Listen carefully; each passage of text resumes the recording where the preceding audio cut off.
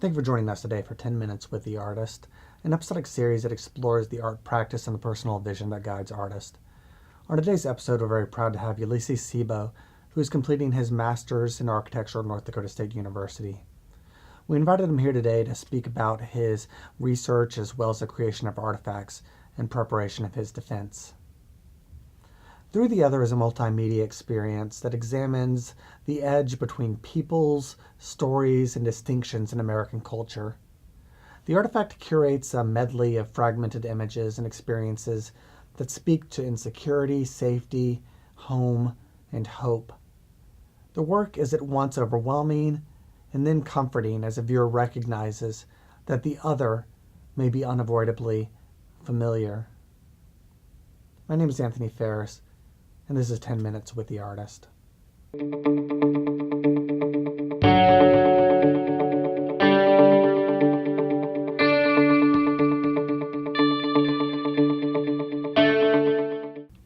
Ulysses, thank you so very much for joining us today on 10 Minutes with the Artist. I've noticed that one of the new gathering spaces for people who come from different ethnic and cultural and economic backgrounds is places like Walmart. I was wondering, where did these groups used to meet, or did they meet? Yes, they definitely did meet, but they met in public forums. If we go back all the way back to the Greeks, it was usually like the town hall was the center of the city, and so that's where people met to discuss things as casual as the local gossip or things that are a little more important, like the way that their government should be run. And why did that change? That changed for a variety of reasons. The most modern being technological advancements. So things like the media, social media, or phones. There are just different ways to communicate with a wide variety of people instantly, as opposed to back in the day you had to be right in front of someone and have that conversation to establish a dialogue. But now you can text someone from thousands of miles away, or even like out of space. They can send messages back down to Earth, and so that's one of the reasons that it's changed. In your artifact, there are these disparate scenes, and they're being shown at the same time. And I was wondering why it's so difficult to reconcile what's going on in my peripheral. Yes, that was an intentional move on my part, just to first kind of disorient you and get you as a member of the audience to participate with the artifact itself, to try to grasp some sort of meaning out of what may at first seem like chaos, and so that's why that intention was there. But it's ultimately supposed to lead you to some sort of meaning and some sort of dialogue, which starts with you inserting some sort of meaning into this thing, which at first seems a little chaotic. Have you noticed that some of the scenes people ignore and some of them they pay attention to? Yes, I have. And some of the scenes include dialogue of their own, and then others are like the one where it's just the ocean and these violent waves crashing on the shore. So that's a scene that's a little less actively like pursuing a conversation with you, as opposed to the scene where the younger gentleman talks about coffee and what kind of coffee he likes and peers and whatnot. But that's just to establish a contrast between those two. I think there's a dialogue that can be established with both of those scenes, just in a different way, and just really trying to evoke that interaction, but also contrasting the way those interactions occur. Well, speaking of interactions, as the world's become more global, people have simultaneously become more sort of culturally isolated in politics. And I was wondering if you can discuss this dichotomy of connection and sort of like a yearning for disconnection and isolation. Yeah, well, it seems that with us having access to these new innovations, like cell phones, going back to that example, it's so much easier for us to stay connected.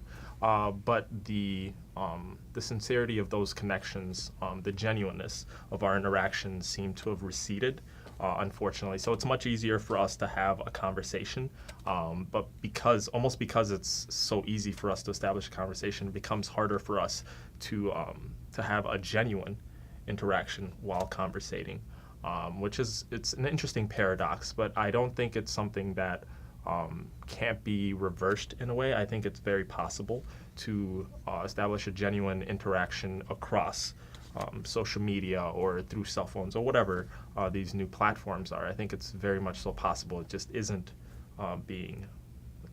that's not how it's occurring oftentimes today, which is unfortunate.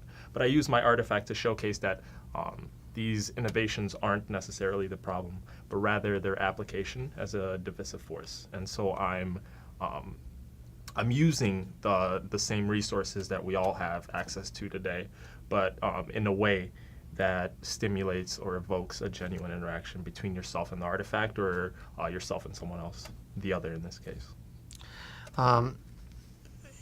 There's this thing where people think that we should all be treated equally, Mm-hmm. right? And that everybody's story is important. But then we have our own story and our own values and our own experience. So I don't know if, I think that people feel like there's a threat to their culture and their story Mm-hmm. when they have to interact with another. Is that something that can be reconciled? I'm not. Can you solve that problem right now for me? No, I don't think it's that easy. But I don't think it's hopeless either. I think there is a natural curiosity that we as humans have towards anything that is different and outside of ourselves, whether that be a new location, destination that we want to go to, like for a vacation or something like that. We want to explore something new because we don't know much about it, and so we'd like to fill in that lack of knowledge, or that be someone else.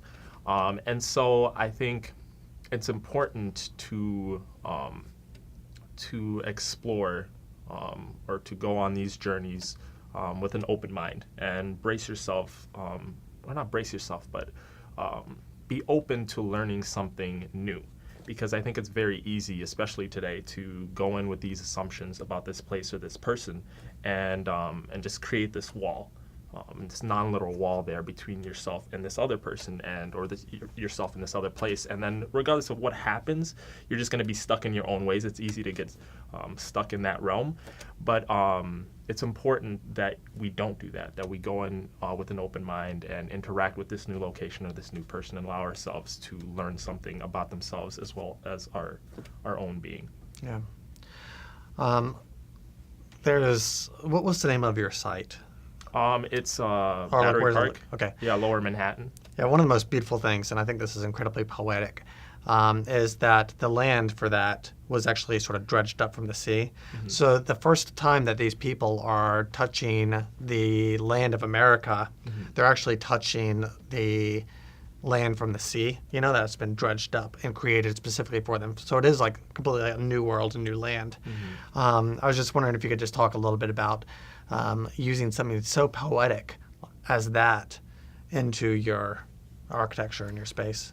Yeah, that's actually the primary reason why I chose that site, besides it also being a part of New York, Lower Manhattan, the melting culture of the area. But yes, that's something that I want to take advantage of and kind of like unearth the rich history of the place. As you mentioned before, this is where people first came to America. This is a new coast, but an old coast at the same time. So when we're looking at different cultures, especially in regards to America, this nation of various cultures, I think it's very important to showcase that. I lost my train of thought there, but to showcase that this is something that is both new and old, and people have coexisted and grown as a result of their diversity, as opposed to not. But that's that is my intention. Yeah, it's gorgeous. I was at the very end of our conversation, we'd like to ask a few questions about your creative practice. Mm-hmm. So what time of day do you feel like you're most creative? I like to change it up. Depends on where I am and who's around me. So at the beginning of my process, I like to be around other creative people.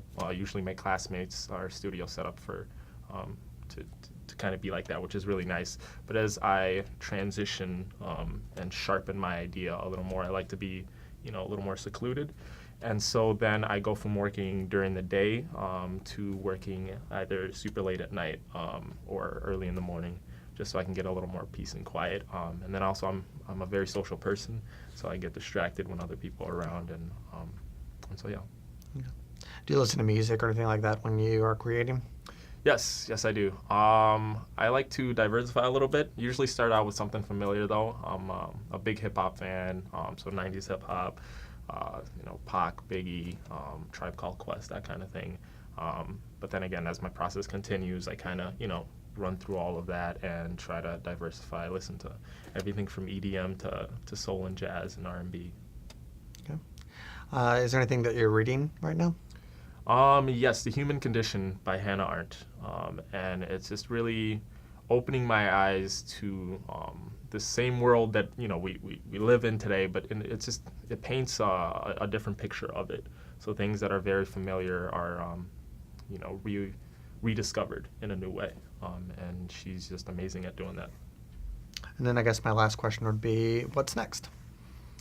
Well, hopefully wrap up the thesis here. We've got our presentations coming up here in a couple weeks, and then after that I'm going to be moving back to the Twin Cities. And it's been a while since I've seen my family, so it'd be really, really nice to get back in touch and whatnot.